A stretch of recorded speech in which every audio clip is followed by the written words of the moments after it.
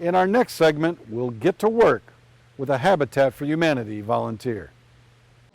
Alan? What? A couple of 2x4s, about 24 inches. 24 inches? Yeah. Well, you're going to need a nailer in there, I think, to hold it down. All right. What do we got laying up here at the house? This is a Genesee County Habitat for Humanity project in Montrose. Their mission is building homes, community, and hope. Habitat's efforts are fueled by volunteers. Right there? Yep, Okay, and how do you want this nailed? right straight into the 2x4. Okay, with 16s? Yep. One of their regular volunteers is Darryl Smith, an 80-year-old Flint native. He describes this project. We started this house last October, digging a basement, and we've progressed now that within the next week, we should be turning the house over to the homeowner. We've put the basement in, put up the walls, sided it, did all of the cabinetry inside. We do contract out the plumbing and the heating and drywall. We're not skilled enough at that area, and now we figure it takes us between 6 and 8 months to build a house. And so we are now building a shed today. There's our 2 gables. We don't build garages for them. We give them a shed so that they can store their lawnmower and their garden tools and stuff out. So today we're trying to finish up the shed.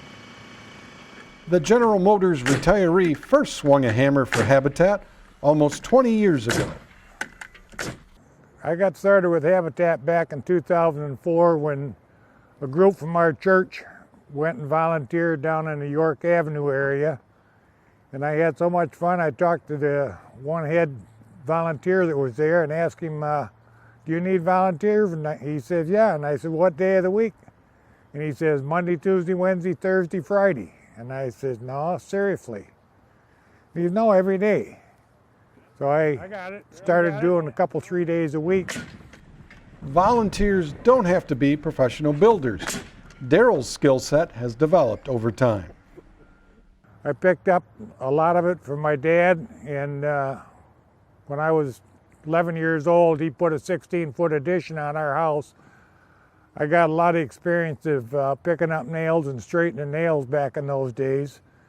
Just being maintenance around my own home. My brother built a house, I helped him build, and then working with all of the volunteers here at Habitat and the construction people like Joe Perot and Pat Ostra and George Extra and some of the other volunteers that are here that were actually construction workers.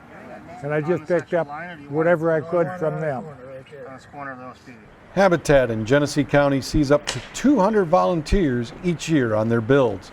Darryl's become a mentor.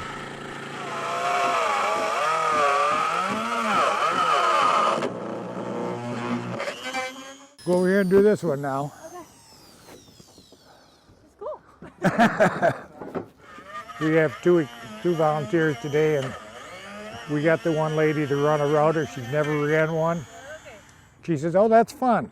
It's those experiences that make it interesting, trying to teach the younger generation and older people that show up. Current Genesee County Habitat projects include the construction of several homes in Vienna Township, a commercial building in Flint, and repairs to about 150 homes annually. They serve individuals and families with low and moderate incomes who meet 3 criteria: the need for housing, the willingness to partner with Habitat, and the ability to pay an affordable mortgage. I think Habitat is a great organization trying to build houses for the less fortunate. God has blessed me with a good life and good income.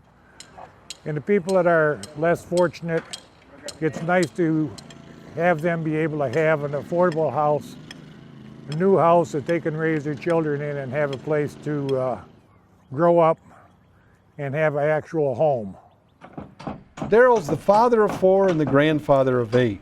His wife Sally passed away in 2016. They both had cancer. Darryl now volunteers 4 days a week for Habitat. He also volunteers twice a week for the Franklin Avenue Mission in Flint, and he mows for the Clean and Green Project. volunteering is part of what I need to do to give back to the community for what they've done for me over the years. Darryl has some advice for new retirees to build on. My advice is to get out and volunteer in the community. There's all kinds of opportunities to volunteer. Habitat, a lot of soup kitchens, a lot of needy people that need help out there. Even if it's just going over and helping the neighbors. Find something to do with your time instead of sitting at home and in a rocking chair. I know a lot of people retire and that's what their goal is, to sit back and relax. No, you need to stay active, to be active and stay healthy.